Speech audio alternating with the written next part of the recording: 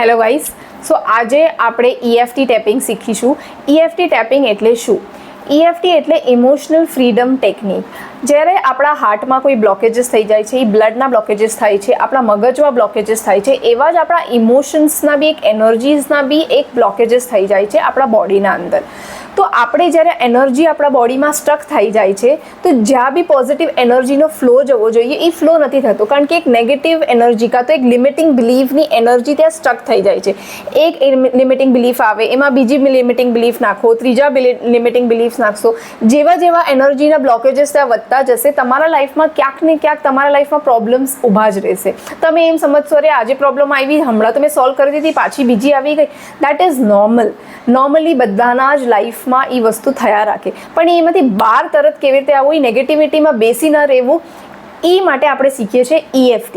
તો EFTમાં શું હોય છે કે જેવી એક્યુપંચરના સોયના લીધે આપણા બોડીમાં એ પંચ આપે છે, એક્યુપંચરના પોઈન્ટ્સ આપે છે આપણા બોડીમાં, અને એ બ્લોકેજીસ નીકાળે છે. એવી રીતે જ આપણે જ્યારે ટેપિંગ કરીએ છીએ, એ ટેપિંગના દ્વારા જે બી એનર્જીઝના બ્લોકેજીસ આપણા બોડીમાં હોય છે, તો આપણે એને ટેપિંગના દ્વારા એને રિલીઝ કરીએ છીએ. તો જ્યારે બી આપણે EFT કરીએ છીએ, તો સૌથી પહેલાં આપણે આપણા એન્ઝાયટીમાં છો અગર તમે, કે તમે અગર ફિયરમાં છો, તો કેવા એવા ઇમોશન્સથી ડીલ કરો છો એની આઈડેન્ટિફિકેશન બહુ જરૂરી છે.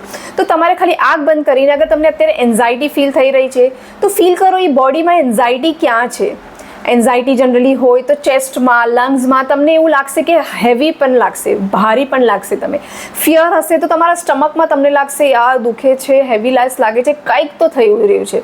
સો અગર એવા ઇમોશન્સથી તમે ઉલઝી રહ્યા છો તમારા લાઈફમાં, તો પહેલાં આઈડેન્ટિફાય કરો કે એ ઇમોશન્સ ક્યાં તમારા બોડીમાં સ્ટક છે, અને પછી એને સ્કેલિંગ લેવલ પર 1 to 10 લેવલ પર, 1 ઇઝ ધ ઓછામાં ઓછું દુખે છે અને વધારેમાં વધારે લાગી રહ્યું છે ફિલિંગ, તો એ 2, 10, 20 સુધી નંબર્સ જશે. તો એને સ્કેલિંગ આપો કે તમારું ઇન્ટેન્સિટી એનું કેટલું છે, અને પછી તમારે ફક્ત એફર્મેશન્સ બોલીને એને રિલીઝ કરવાના છે. અગર તમને કોઈ ડર છે suppose, so you have to tap here and you have to say that I release this fear, જે મને અત્યારે લાગી રહ્યો છે કે મારા છોકરાની એક્ઝામ સારી જશે કે નહીં જાય, કે મારી આ ચિંતા જે બી છે મને લાગી રહી છે, હું એને રિલીઝ કરું છું, હું એને રિલીઝ કરું છું. અગર મને ફ્રસ્ટ્રેટિંગ અત્યારે ફીલ થઈ રહ્યું છે, મને સ્ટ્રેસફુલ ફીલ થઈ રહ્યું છે, તો હું આ બધી જ નેગેટિવ બિલીફને રિલીઝ કરું છું. હું આ રિલીઝ કરું છું કે હું હંમેશા ચિંતા, નેગેટિવ ફિલિંગ્સમાં રહું છું, નેગેટિવ થઈ જાય છું મારી લાઈફમાં. હું રિલીઝ કરું છું અગર મને હંમેશા બધી વસ્તુ પરફેક્ટ જોઈતી હોય અને મને પરફેક્ટ નથી મળતી, તો મને બહુ ગુસ્સો આવે છે, તો એ બધા જ નેગેટિવ ફિલિંગને હું રિલીઝ કરું છું. તો આવા એવા સર્ટન પોઈન્ટ્સ હોય છે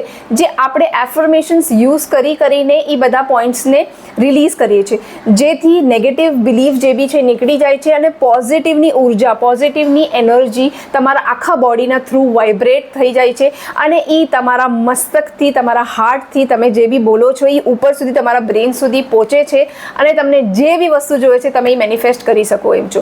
જો તમને EFTના સર્ટન એવા સ્ટેટમેન્ટ્સ જોતા હોય તો કમેન્ટ સેક્શન પર લખીને મને બતાડો EFT, અને હું તમને શેર કરીશ અ લિસ્ટ ઓફ સેન્ટેન્સીસ જે તમે રિપીટ કર્યા પછી તમારા લાઈફમાં જે બી પ્રોબ્લેમ્સ છે એ બધી જ નીકળી જશે. Thank you so much.